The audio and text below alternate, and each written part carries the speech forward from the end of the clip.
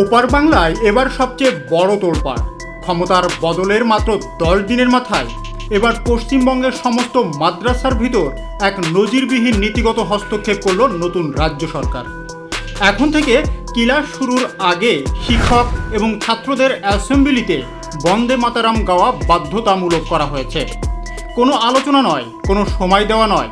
মাদ্রাসা শিক্ষা দপ্তর থেকে জারি করা নির্দেশিকায় সাফ জানিয়ে দেওয়া হয়েছে এই নিয়ম অবিলম্বে কার্যকর করতে হবে এবং এর আগে মাদ্রাসায় ক্লাস শুরুর আগে যত রকমের নিয়ম বা প্রথা চালু ছিল সব কিছুকে এক ঝটকায় বাতিল ঘোষণা করা হলো। কিন্তু হঠাৎ কেন এমন কড়া সিদ্ধান্ত? কেন কোন মাদ্রাসার উপর এভাবে নেমে এলো সরকারি ফরমান?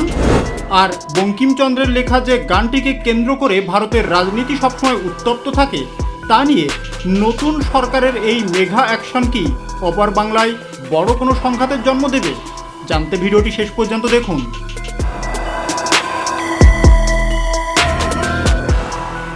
ঘটনার সূত্রপাত গত সোমবার 19 মে 2026। মাদ্রাসা শিক্ষকের ডিরেক্টরেট থেকে একটি অত্যন্ত কড়া বিজ্ঞপ্তি জারি করা হয়েছে। এই নতুন সরকারি নিয়ম অনুযায়ী পশ্চিমবঙ্গের ভৌগোলিক সীমানার ভিতরে থাকা কোনো মাদ্রাসায় এই নিয়মের বাইরে যেতে পারবে না। যে সমস্ত শিক্ষা প্রতিষ্ঠানে এই নিয়ম কঠোরভাবে কার্যকর করার নির্দেশ দেওয়া হয়েছে তার মধ্যে রয়েছে সরকারি মডেল মাদ্রাসা, যা ইংরেজি মাধ্যম হিসাবে পরিচিত, সরকার অনুমোদিত ও সাহায্যপ্রাপ্ত উচ্চ মাদ্রাসা, অননুমোদিত এমএসকে ও এসএসকে এবং রাজ্য জুড়ে থাকা সমস্ত স্বীকৃত বেসরকারি মাদ্রাসা। সরকারি সূত্রে জানা গেছে এটি কোনো সাধারণ সিদ্ধান্ত নয়, বরং নবান্নের উচ্চস্বরের প্রশাসনিক সম্মতি ও উচ্চ স্তরের নির্দেশনা এবং সর্বোচ্চ নীতিগত সবুজ সংকেত পাওয়ার পরই এই মেগা সিদ্ধান্ত কার্যকর করা হয়েছে।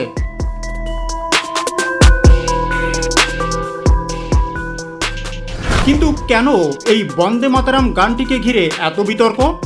ঐতিহাসিকভাবে এই বিখ্যাত বন্দনা গীতিটির রচয়িতা হলেন সুপ্রসিদ্ধ বাঙালি সাহিত্যিক বঙ্কিমচন্দ্র চট্টোপাধ্যায়। তিনি তার কালজয়ী ক্যান নট মিস আনন্দমঠ উপন্যাসে এই গানটি লিখেছিলেন। ব্রিটিশ বিরোধী আন্দোলনের সময় তৎকালীন স্বাধীনতাকামীদের কাছে এই গানটি ব্যাপকভাবে জনপ্রিয় এবং দেশপ্রেমের মূল মন্ত্র ছিল। তবে ভারতের মুসলিম সমাজের একটি বড় অংশ ধর্মীয় বিশ্বাসের কারণে শুরু থেকেই এই গানের কিছু চরণের গাওয়ার বিরোধিতা করে আসছে। তাদের মতে এই গানের কিছু লাইনে দেশ মাতৃকাকে যেভাবে বন্দনা করা হয়েছে তা তাদের ধর্মীয় রীতির সঙ্গে সাংঘর্ষিক।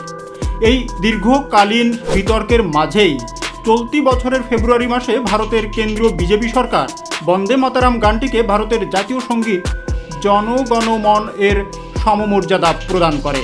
আর এবার ওপার বাংলায় ক্ষমতা বদলের পরপরই নতুন রাজ্য সরকার সরাসরি মাদ্রাসা শিক্ষার ভিতরে এই গানটিকে বাধ্যতামূলক করে এক নজিরবিহীন মাস্টার প্ল্যান বাস্তবায়ন শুরু করল।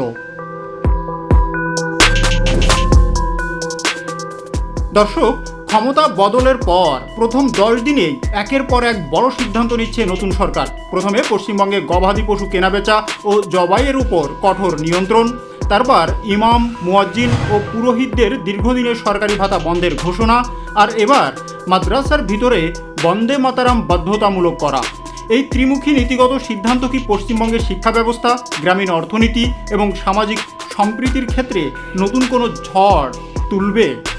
রাজ্য সরকারের এই বাধ্যতামূলক নির্দেশকে আপনি একজন সাধারণ নাগরিক হিসাবে কিভাবে দেখছেন? আপনার মূল্যবান মতামত নিচেই কমেন্টস করে অবশ্যই আমাদের জানান।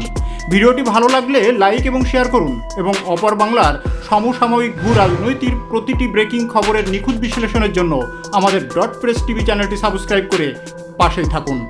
ধন্যবাদ।